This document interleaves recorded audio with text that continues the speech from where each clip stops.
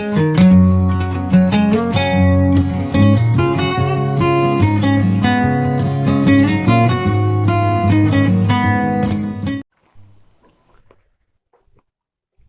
दोस्तों, नमस्कार। मैं राकेश महतो आप सभी का स्वागत करता हूं आपके अपने YouTube चैनल RSM स्टडी में। हम पढ़ रहे थे हिंदी व्याकरण और आज जो टॉपिक चल रहा है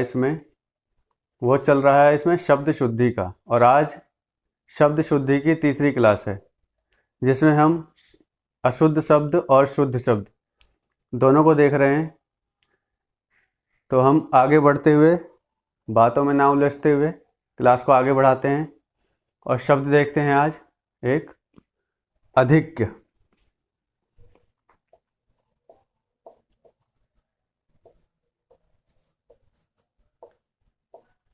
एक शब्द होता है ये अधिक्य।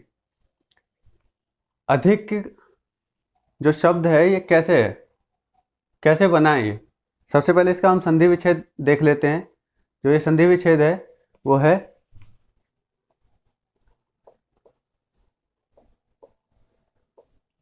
अधिक प्लस ये हमारा हो गया संधि विच्छेद। संधि विच्छेद होने के बाद जो इसका शुद्ध शब्द बनेगा, ये शब्द हमारा गलत है। जो शुद्ध शब्द बनेगा वो बनेगा आधिक्य। ये हमारा शुद्ध शब्द है। इसमें जो अधिक है, ये जो अधिक है ये विशेषण है इसमें, और ये एक भाववाचक संज्ञा है। अगला शब्द जो है ये श्रृंगार।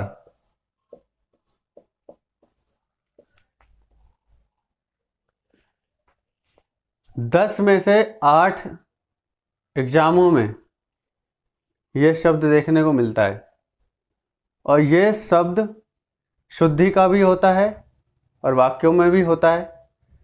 तो कैसे ये समझेंगे कि ये शुद्ध है या अशुद्ध है? ये शब्द हमारा अशुद्ध है। क्यों? क्योंकि श्री ऐसे नहीं लिखा जाता। श्री लिखने का जो है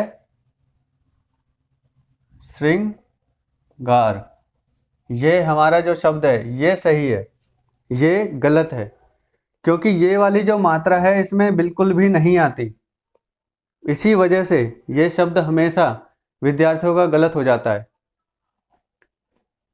दूसरा शब्द देखते हैं, एक आशीर्वाद।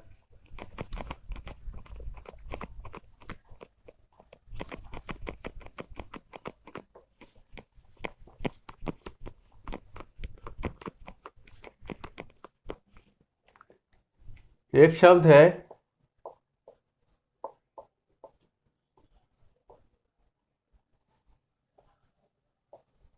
ये, एक शब्द है। ये जो शब्द है ये कैसे है? ये हो गया, ये है गलत शब्द। क्यों?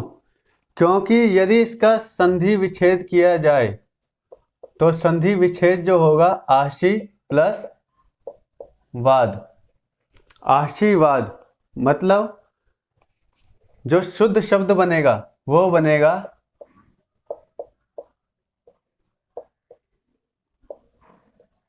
आशीर्वाद। क्यों? क्योंकि यहां पर है आशी, ये र की मात्रा है। ये जो र की मात्रा है ये यहां नहीं आएगी। क्यों? क्योंकि यदि ये मात्रा यहां पर आती है तो ये जो शब्द बनेगा ये र यहां पर आ जाएगा, तो आशीर्वाद हो जाएगा। ये आशीर्वाद ना लिखकर हमें लिखना है आशीर्वाद।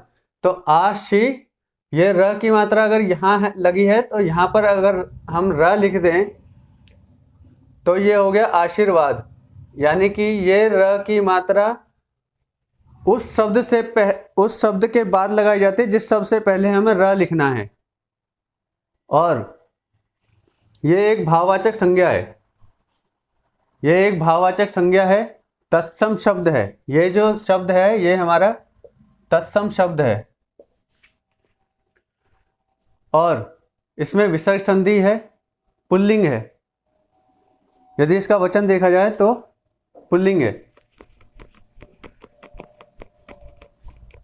एक बात बताइए, आपातकाल और आपतकाल दोनों देखने में एक जैसे लगते हैं, सुनने में भी एक जैसे लगते हैं, लेकिन दोनों का मतलब क्या होता है, कभी सोचा है?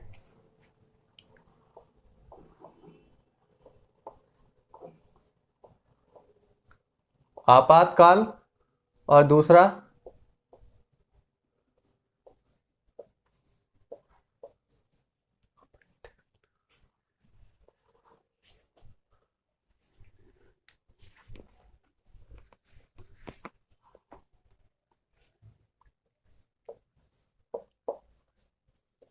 आपातकाल।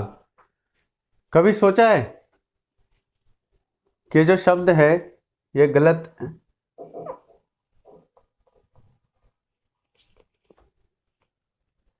ये जो शब्द है इसका मतलब क्या होता है?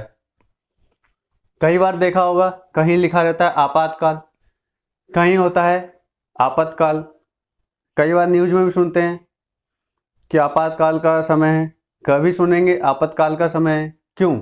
और दोनों ही शब्द वर्तनी व्याकरण दोनों की दृष्टि से शुद्ध है। इसका जो मतलब होता है ये होता है इमरजेंसी। इसका मतलब होता है इमरजेंसी, जो तत्काल तत्काल किसी चीज की जरूरत है वो होता है आपातकाल। जैसे आग लग गई तो तत्काल हमें सुविधा चाहिए, आग को बुझाने के लिए तत्काल गाड़ी चाहिए। कहीं बाढ़ आ गई तो वहां पर हमें बचने के लिए तुरंत नाव चाहिए। लेकिन आपातकाल, इसका मतलब होता है संकट का काल, यानी संकट का समय।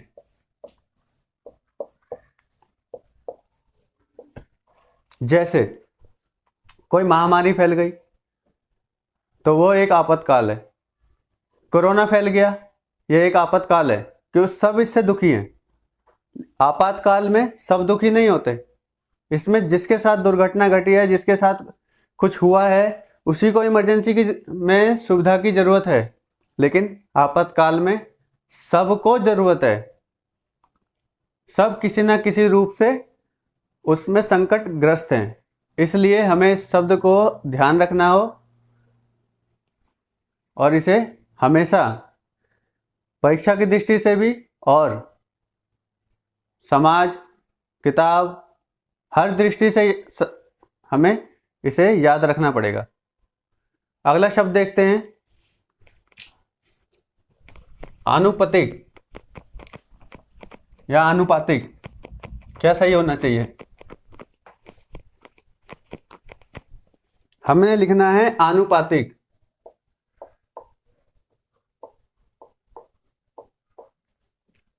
ये हमने शब्द लिख दिया, क्या ये सही है? आनुपातिक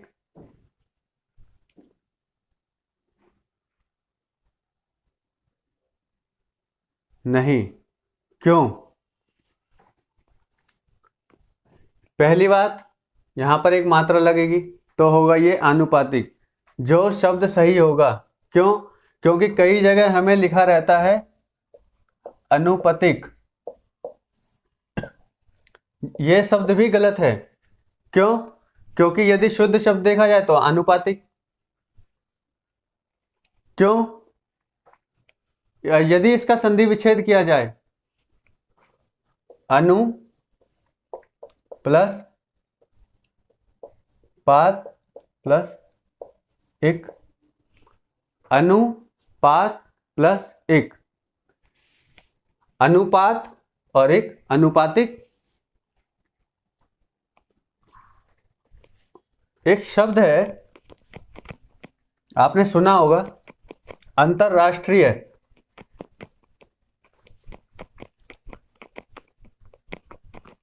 बसों में भी देखा होगा, सम्मेलनों में भी सुना होगा। जब कोई सम्मेलन होता है तो कहते हैं अंतरराष्ट्रीय सम्मेलन है। तो ये शब्द है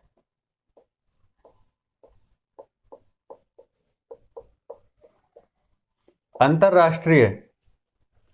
दूसरा शब्द है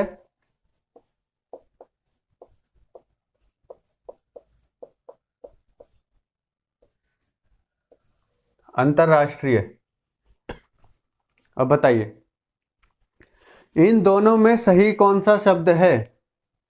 ये सही है या ये सही है? कौन सा शब्द सही है?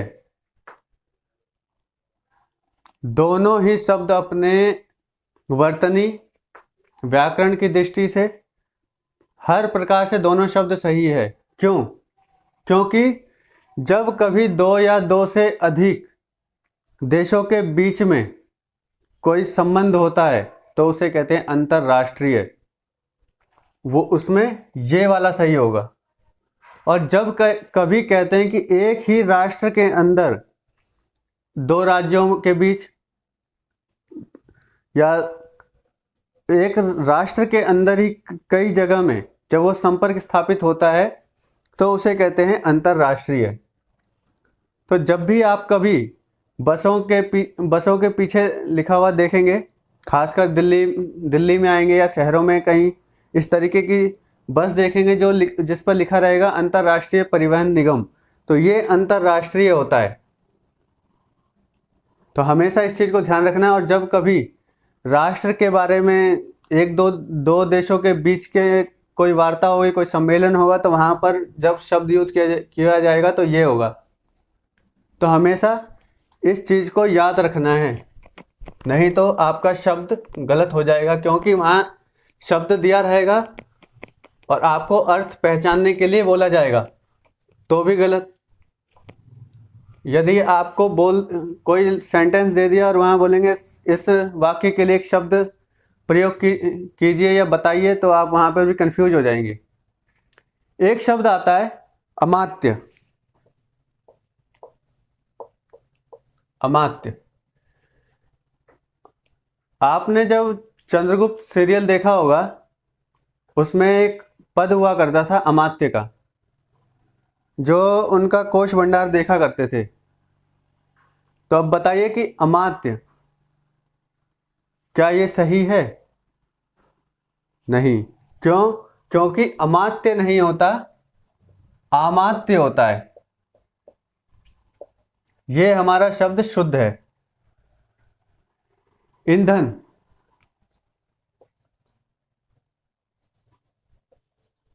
ईंधन, क्या ये शब्द शुद्ध है? नहीं। क्यों? क्योंकि छोटी ई की जगह बड़ी ई आएगी। अब ये शब्द हमारा सही है। इजहार,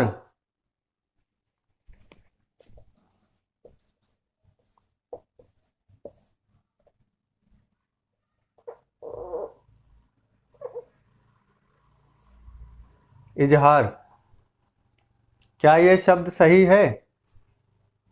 नहीं। क्यों? क्योंकि इजहार में जब तक यहाँ पर नुक्ता नहीं आता तब तक ये इजहार नहीं बनता। नुक्ता के बिना इजहार हो गया, जो गलत है, क्योंकि ये आगत शब्द लिया गया है और नुक्ता इसमें विशेष रोल निभाता है। क्योंकि इजहार नहीं होता, इजहार होता है।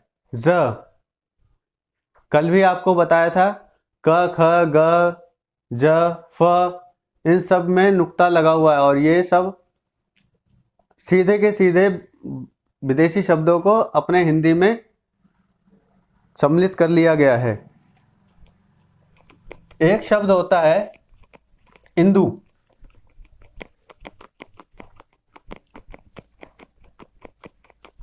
एक शब्द है हमारा हिंदू।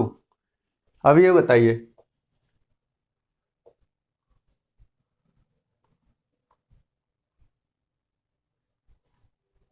इंदु, क्या ये सही है? क्या ये शब्द सही है? बिल्कुल सही है। यदि हम इसको इस तरीके से लिख देते तो ये शब्द गलत हो जाता। सिर्फ मात्रा का फर्क है। इसमें छोटे ऊ की मात्रा है तो सही है, बड़े ऊ की मात्रा है तो गलत है। ईमान, बताइए ईमान क्या सही लिखा हुआ है? नहीं, ये एक गलत शब्द है। क्योंकि इसमें बड़ी ई की मात्रा आएगी, तभी ये शब्द हमारा शुद्ध होगा। इसमें बड़ी ई आएगी तभी हमारा ये शब्द सही होगा। अगर छोटे ई लिखा हुआ है तो आप गलत शब्द लिख रहे हैं। इप्सा,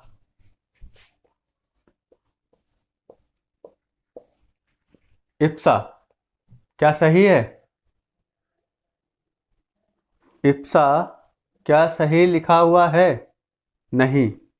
इप्सा मतलब होता है इच्छा, और इप्सा ऐसे नहीं, ऐसे लिखा जाता है। इप्सा, ये हमारा शब्द सही है। इसका मतलब होता है इच्छा।